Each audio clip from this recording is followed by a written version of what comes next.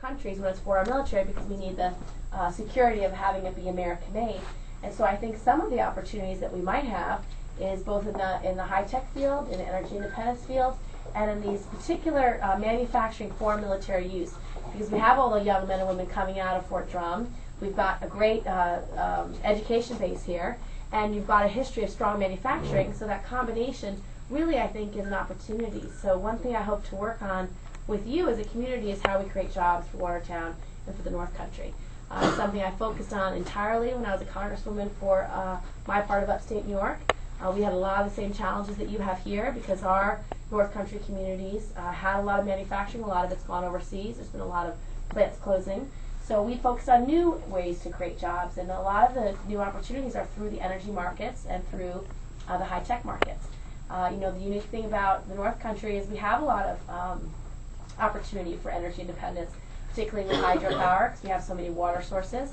But we also have opportunities with a lot of the biofuels, because we have such a base in agriculture. A secondary revenue stream for a bunch of our farmers can be growing switchgrass or willow, or cultivating forests, because wood pulp not used in paper making is one of the best sources for cellulosic ethanol. And so once we figure out how to use cellulosic ethanol, which will probably take 2 to 3 years, we could actually be a producer right here through our natural resources. So we are blessed with a lot of natural resources, and since there is such a demand for energy, and we want to make sure it's American produced, I think we can solve some of that problem right here in the North Country. So I think it's an opportunity. And what we have to offer is the great quality of life. I mean, our quality of life is higher than most parts of this country. We have a relatively low cost of living. So it's a place that businesses would like to grow. And I think we've got everything that we need to attract them. We just have to help our existing businesses, and then take advantage of what else we can do. I noted that there's a lot of IBEW here, which is great, because one of the things that we do have funds for right now is infrastructure, and so we can actually invest in new infrastructure, whether it's going to be high-speed rail or whether we're going to invest in rural broadband or a new electric grid. Those are all the kinds of jobs that will really make a difference for a lot of our unions and a lot of our building and construction trades. So I'm very excited to be working on those projects as well. But I'm here for you. I am so honored to have the opportunity to be your senator.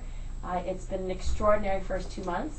And you know, I've enjoyed traveling to every community in the state. It's such a privilege to serve, and I hope that I can just fill those shoes of Senator Clinton, our now Secretary of State. They're quite big shoes to fill, but I think that with your help, I'll be able to.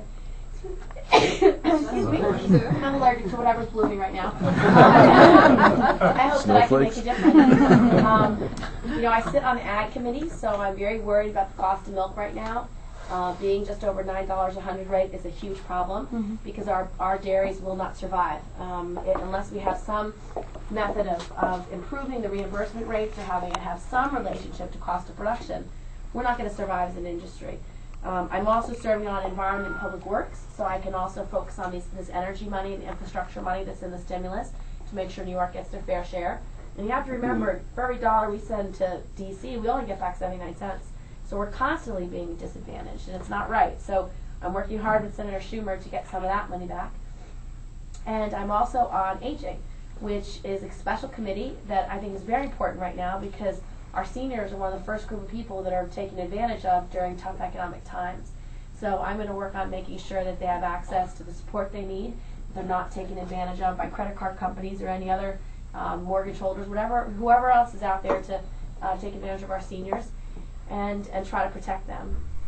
And my last committee is Foreign Relations, and one area that I focused on the House side was the Armed Services Committee. I was on the Armed Services Committee and the Terrorism Subcommittee, so I'm going to continue to focus on security issues and make sure that we keep this country safe, make sure that we invest in our military men and women, making sure we protect our veterans when they come home, not only giving them the benefits that they've already earned, but making sure that when they come home, there's a job for them. One of the biggest concerns I have right now is a lot of our men and women that are coming home have no access to employment, and that's a serious problem.